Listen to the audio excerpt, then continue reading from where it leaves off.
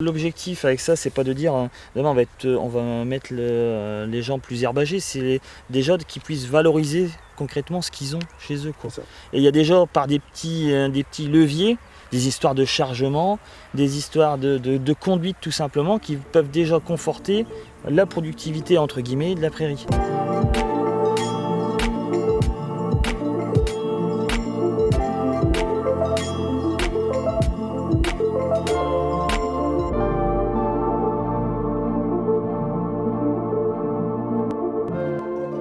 La gestion technico-économique, c'est quoi? On part des factures sur l'exploitation, du facturier.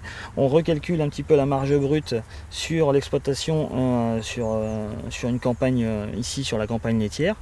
Et pourquoi on fait ça? C'est que concrètement, ça va te permettre de te réapproprier ton système, réapproprier tes chiffres et derrière d'avoir des marges de manœuvre pour conforter, améliorer tes résultats. On ne vient pas avec des recettes toutes faites, quoi. Loin de là. C'est ce qui est mis en œuvre chez chacun est singulier, c'est-à-dire qu'il n'y a aucune pratique qui est doublée d'une exploitation à l'autre, quoi. Ce qui est important, et c'est avec ça qu'on le fait, c'est de pouvoir poste par poste, il y a peut-être des choses qui sont similaires chez un voisin et qu'on peut retrouver. Et tout simplement le fait de mettre à plat aussi toutes ces données, ça permet peut-être aussi de se remettre en cause et de remettre en question certaines pratiques qui étaient peut-être ancestrales ou qui étaient qu'on faisait du temps des parents, des grands-parents. On voit vraiment qu'on a des exploitations différentes et des troupeaux, surtout des troupeaux différents d'une exploitation à l'autre. Par exemple, ici, on a essayé il y a 2 ans, c'était de ramener les vaches pâturer dans le marais au lieu de faire du foin.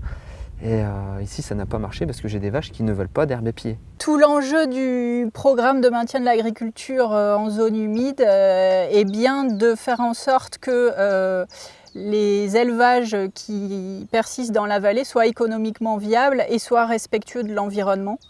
Et c'est vraiment le pari qu'on prend à travers ce programme de maintien de l'agriculture en zone humide via des actions d'accompagnement technico-économique des éleveurs par la Chambre d'agriculture et via des actions d'accompagnement sur la gestion des prairies par le conservatoire.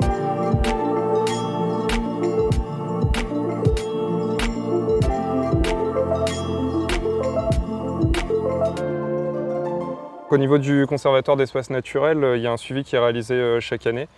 Il passe plusieurs fois dans tout type de parcelles à plusieurs périodes de l'année pour faire des relevés floristiques. Et en fait, tout est parti du concours Prairie Fleurie. C'est un concours national qui récompense les savoir-faire des éleveurs sur la valorisation des prairies dans leur système, que ce soit d'un point de vue savoir-faire qui permettent le maintien de la biodiversité et son renouvellement, mais aussi son intégration dans le système fourrager. Donc on est parti de là, et c'est là que notre regard a changé, et puis celui des éleveurs s'est affirmé tout simplement. Enfin, vous travaillez au quotidien avec, quoi. Le fait d'avoir gagné le concours des Prairies Fleuries en 2017 m'a permis, à petite échelle bien sûr, d'approvisionner un restaurant par exemple sur Abbeville.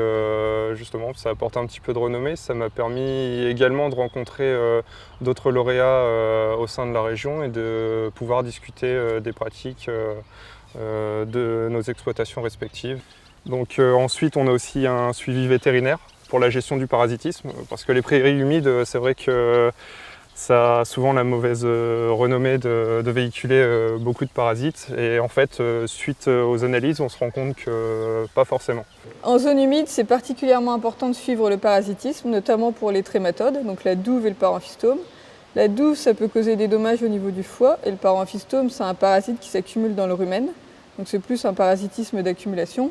Et donc le suivi régulier, ça permet de savoir où on en est et si on a besoin de traiter ou pas. VETEL, c'est l'organisme vétérinaire à vocation technique.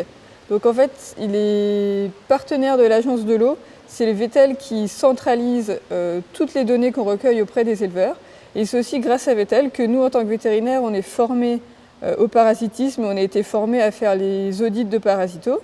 Et également, il y a des formations pour les éleveurs qui sont très appréciées par les éleveurs, donc de parasitisme, soit par exemple parasitisme au pâturage, parasitisme d'étable. Ça permet aux éleveurs, en plus des échanges qu'on peut avoir avec eux, d'avoir des compléments d'information. Il n'y a pas à dire, on a des zones humides avec des prairies, donc les prairies, il faut s'en servir. Et on essaye de les valoriser autrement en modifiant la façon d'exploiter, en modifiant les intrants et donc les charges. Voilà. Et la gestion technico-économique, comme tu l'as bien dit, alors c'est réunion de groupe, c'est donc se voir à plusieurs. Et l'objectif, c'est pas de dire lui travaille mal, l'autre il travaille bien. C'est bien de pouvoir retrouver sur d'autres exploitations un système qui est similaire au tien, qui te permette de voir comment l'autre a pu apporter des améliorations sur son exploitation et transposer ça chez toi pour améliorer toi tes résultats.